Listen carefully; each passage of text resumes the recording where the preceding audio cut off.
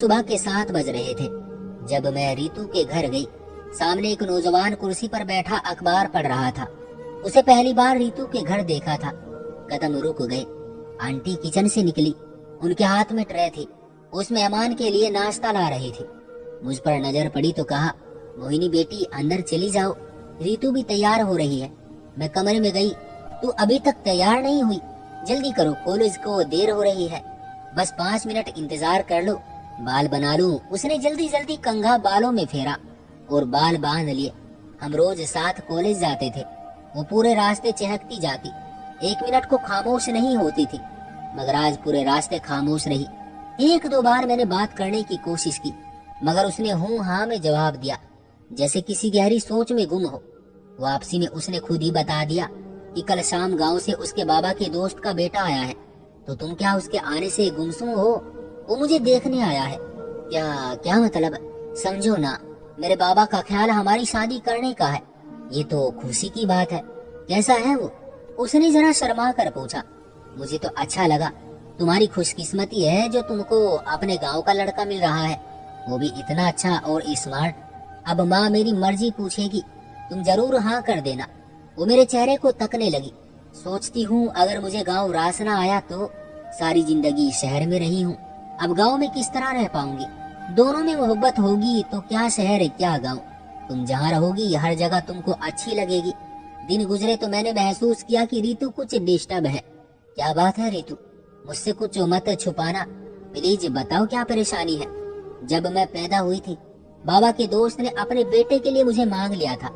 ये बड़ों के फैसले थे, मुझे मालूम नहीं था, मगर मेरे माँ बाप के दिलों में बरसों से ये बात थी। जब मुझे मालूम हुई है। क्या वो तुमको पसंद नहीं है? ये बात नहीं है, वो मुझे पसंद है, लेकिन उसके बारे में कुछ ज्यादा नहीं जानती। कम ही गांव जाती थी। अच्छा बताओ, कितने दिन तुम्हारे घर रहेगा? 1 महीने तो रहेगा। वो भी तुम्हारे बारे में जानना चाहता है। अच्छा है, तुम भी इतने दिनों में कुछ तो उसको जानोगी। ये बात नहीं है मोहिनी, असल बात ये है कि मैं मोहब्बत और रियल जिंदगी के सुख और खुशियों को अलग अलग समझती हूँ। अगर मोहब्बत हो और दौलत न हो तो मोहब्बत और खुशियों के गुलाब खुद ब खुद सूख कर कांटा हो जाते हैं और फिर वो सारी जिंदगी चुभते रहते हैं। लेकिन वो तो गरीब नहीं है। गरीब तो नहीं, मगर हमारे जैसे ही ठीक ठाक से लोग हैं। फिर भी हम उनको दौलतमंद नहीं कह सकते। गांव में जो थोड़ी सी जमीन और मकान है, उसमें भी उसके अंकल का हिस्सा है। उनके पास बैंक बैलेंस, कोठी बंगला, नौकर चाकर कुछ भी नहीं है। अभी ग्रेजुएट जरूर है, लेकिन किसी ऊंचे मकाम पर तो नहीं है। मैं अपनी बचपन की दोस्त के मुंह से बात सुनकर हैरान रह गई। वो अपनी उम्र और अकल से ज्यादा बड़ी बातें कर रही थी। सच बताओ रीतू, ये बातें तुमको किसने समझाई है? पहले दिन अभी के आने से तुम खुश थी, लेकिन इसके बाद तुम कुछ उलझी उलझी सी लग रही हो। जरूर इस सिलसिले में किसी ने तुमसे बात की है। मेरी छोटी चाची ने मुझसे ये बातें कही है, जो शहर में रहती है। वो अच्छे घराने की थी, मगर शादी हमारे चाचा से हो गई, जो ज्यादा अमीर न थे। तभी उनको अपनी आरजुओं को हसरतों में बदलना पड़ा। वो कहती है कि तुमको अपने बाबा के दोस्त के बेटे से मोहब्बत भी हो तो इस रिश्ते को स्वीकार न करना, वरना बाद में पछताओगी। अगर किसी दौलतमंद से शादी करोगी तो सुखी रहोगी। मुझको न जाने क्यों रीतू की ये बातें अच्छी न लगी। मेरा वोट अभी के हक में था। उसके चेहरे पर शराफत, इत्मीनान और सुकून था। बहरहाल 1 महीने बाद वो अपने गाँव चला गया। उस दिन मेरी सहेली उदास थी, जिससे अंदाजा हुआ कि रीतू को अभी पसंद है, मगर उसकी सोचों को छोटी चाची ने भटका दिया है, जो करीब घर होने की वजह से अक्सर उनके यहाँ आती रहती थी। गांव जाकर अभी ने माँ से कहा कि मुझे रीतू अच्छी लगी है, अब आप मेरी शादी की तारीख तय कराएं। मुझको कोई ऐतराज नहीं है। अभी की माँ शहर आ गई और आंटी से शादी की तारीख तय करनी चाहिए, लेकिन हमेशा स्वागत करने वाली आंटी इस बार चुप चुप लगी। जब पता किया तो उन्होंने सोचने का वक्त मांग लिया। अभी की माँ हैरान रह गई कि कल यही जिद कर रही थी कि बेटी की जल्द शादी करने में भलाई है और आज टाल रही है। गांव जाकर बेटे को बताया, भगवान जाने क्या मामला है कि तुम्हारी होने वाली सास कुछ परेशान सी है। कुछ दिन ठहरो, दोबारा जाकर साफ साफ बात करती हूँ। कुछ दिन बाद वो दोबारा आई। रीतू की माँ बोली कि तुम्हारे भाई साहब और मैं तो दिल से तैयार हैं, मगर लड़की की मर्जी भी जरूरी है। क्यों, क्या रीतू मना कर रही है? तुम खुद उससे पूछ लो। मुझे तो सही जवाब नहीं दे रही। अभी की माँ ने रीतू से पूछा। वो बोली, आंटी मैं एमए करने तक शादी करना नहीं चाहती, तुमको जितना आगे पढ़ना हो बेटी हम नहीं रोकेंगे, लेकिन मैं तुम्हारी मर्जी जानना चाहती हूँ। अच्छा कल बताऊंगी, आज मेरा टेस्ट है, तैयारी करनी है। उसने अभी की माँ को टाल दिया। कॉलेज में मुझसे सारी बात बताकर रितु ने पूछा, मोहिनी समझ में नहीं आ रहा, क्या फैसला करूं, क्या जवाब दूं उनको? सोचो मत और फौरन हाँ कह दो। मैंने उसको समझाया। अगले दिन वो मिली तो मैंने पूछा, बताओ तुमने क्या जवाब दिया? मैं हाँ करना चाहती थी, मगर छोटी चाची मुझे अपने साथ घर ले गई और काफी दिमाग खाया कि हरगिज हाँ मत करना, सोचने के लिए वक्त ले लो। एक और बहुत ही अच्छा रिश्ता है मेरे पास, वो दौलतमंद लोग हैं और लड़का भी खूबसूरत है, एक नजर उसे भी देख लो, फिर जो चाहो फैसला कर लेना। फिर अभी की माँ वापस चली गई क्योंकि उसको उसकी चाची ने हाँ नहीं कहने दी। उसने रितु की माँ से भी कहा कि बच्चियां नासमझ होती हैं, आप मामला लड़की पर मत छोड़िए। यही बात रितु के बाबा ने अपनी पत्नी से कही, मगर आंटी ने न जाने क्या सोचकर बेटी की मर्जी को अहमियत दी और अभी की माँ को यही जवाब दिया कि लड़की आप ही की है, मगर दबाव मत डालिए, जल्दी किस बात की है? बच्ची को सोचने के लिए थोड़ी सी मोहलत देने में कोई मसला नहीं। आप लोग गांव में रहते हैं और ये बचपन में ही कभी वहाँ गई थी, तभी हिचकिचा रही है। गांव का माहौल शहर से अलग होता है, शायद वहाँ दिल न लगा पाए तभी घबरा रही है। अभी की माँ के जाते ही छोटी चाची रिश्ता लेकर आ गई। माँ को बताया कि शहरी लोग हैं, दौलत की रेल पेल है, लड़का अपने बड़े भाई के साथ दूसरी कंट्री में बिजनेस करता है, उनकी बहुत कमाई है, बस एक बार उनका घर चलकर देख लो फिर फैसला करना।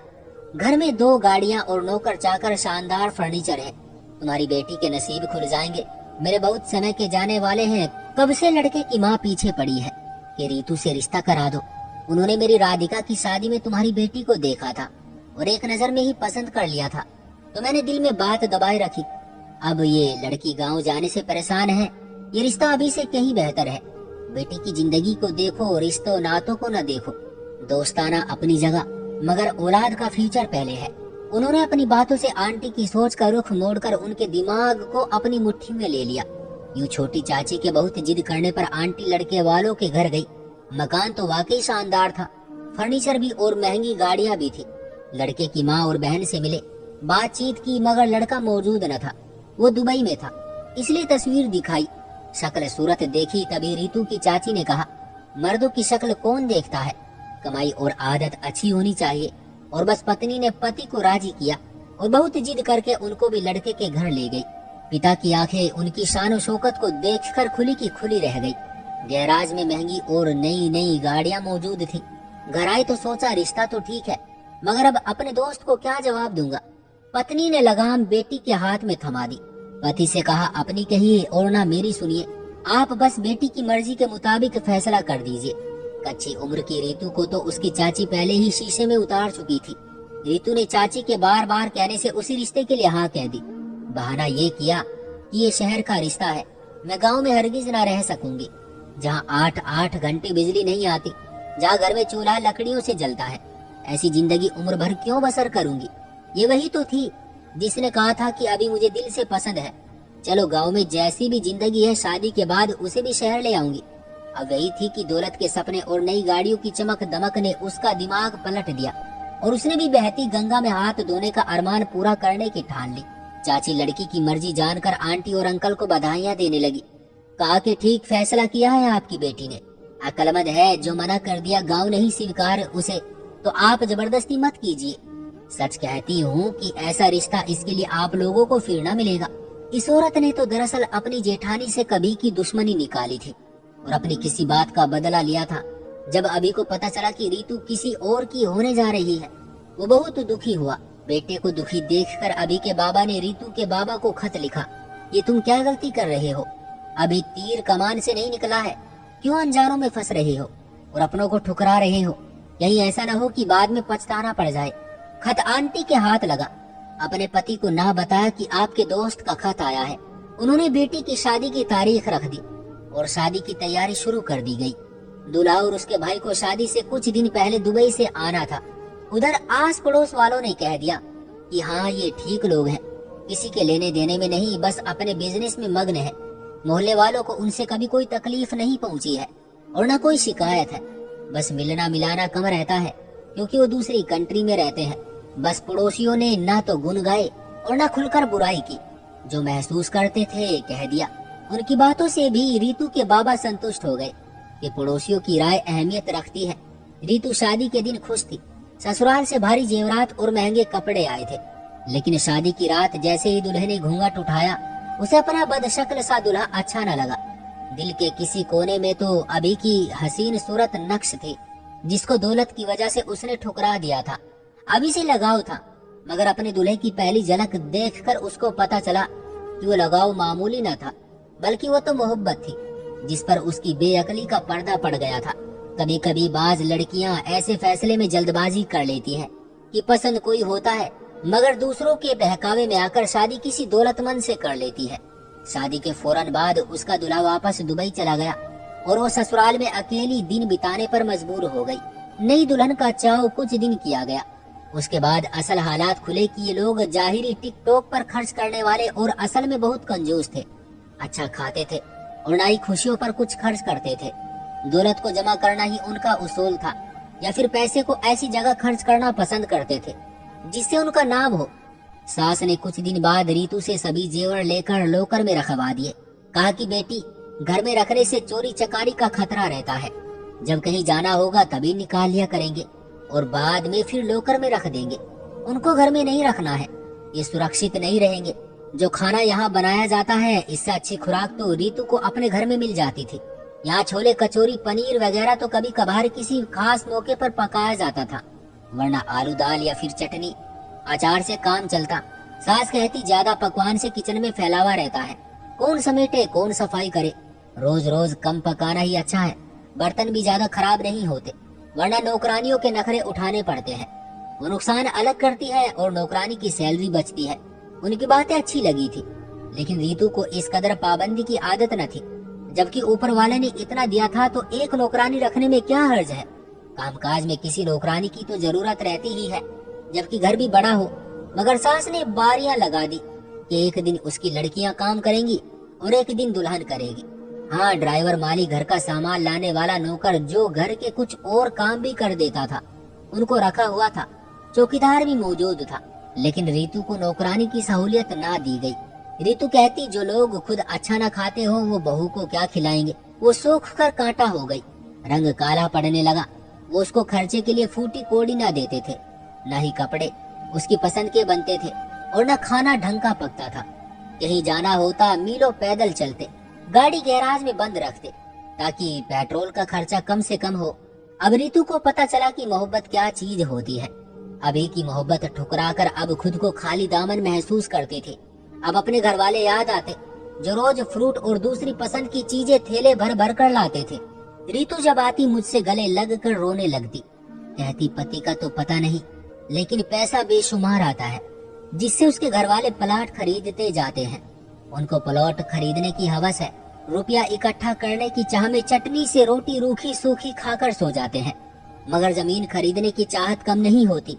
ऐसी जमीन खरीदने का क्या फायदा, न अच्छा खा सकते हैं और न ही कहीं आ जा सकते हैं। पाई पाई बचाकर रुपया जोड़ते रहते हैं। मैं तो फ्रूट की शक्ल को तरस गई हूँ। ये लोग इतने कंजूस हैं कि मुझे ही नहीं खुद को भी छोटी छोटी खुशियों के लिए तरसाते रहते हैं। जब कभी उसका पति दुबई से आता, उसके लिए कोई तोहफा न लाता, 2-4 दिन साथ गुजार कर वापस चला जाता। उसने एक बार भी उसे कहीं की सैर न कराई। अब तो बस ऊपर वाले से प्रार्थना करती, आकाश ये दौलत न रहे और मोहब्बत मिल जाए। मगर मोहब्बत नसीब से मिलती है, मांगने से नहीं। अपने नसीब को उसने खुद ठुकराया था। उसकी शादी के 5 साल बाद रीतू के बाबा की मृत्यु हो गई। उनका अंतिम संस्कार करने के लिए गांव ले जाया गया। वो ये देखकर हैरान रह गई कि जिस अभी को उसने गरीब जानकर ठुकराया था, उसके लहलहाते खेत सोना उगलते थे और उसका मकान इलाके का सबसे ऊंचा मकान था। वहाँ किसी चीज की कमी न थी, बल्कि खाने पीने की इतनी रेल पेल थी कि वो लोग खुद ही नहीं और बहुत से जरूरतमंदों को पेट भर कर खिलाते थे। सिर्फ ऊपर वाले की खातिर वहाँ कंजूसी का नामो निशान न था। जब वो गांव से लौटी, उसने कहा, मोहिनी तुम ठीक कहती थी, मेरे लिए अभी से बेहतर कोई नहीं था, लेकिन मैंने उस वक्त छोटी चाची की बातों में आकर भरे थाल को ठोकर मार दी। मुझे समझ ही नहीं थी कि जिस ऐश की जिंदगी के ख्वाब देखकर मैंने अमीर घर का रिश्ता स्वीकार किया, वो मुझे न मिली। आज मैं एक अमीर व्यक्ति की पत्नी होकर भी कितनी गरीब हूँ कि मेरा दामन दौलत से ही नहीं मोहब्बत से भी खाली है। और अभी की पत्नी ऐसी जिंदगी बसर कर रही है कि जिसका मैंने कभी ख्वाब देखा था। काश वक्त एक बार पलट सकता और मैं फिर से अपने गुजरे हुए पलों में लौट सकती। तो दोस्तों, ये थी हमारी आज की कहानी। आपका क्या कहना है इस कहानी के बारे में? कमेंट करके हमें ज़रूर बताएं। वीडियो को लाइक कर दीजिए और चैनल को सब्सक्राइब करके घंटी को दबाकर ऑल पर सेट कर लीजिए ताकि आने वाले वीडियो आपको तुरंत मिले। मुझे दीजिए अगली वीडियो तक इजाज़त। तब तक के लिए धन्यवाद।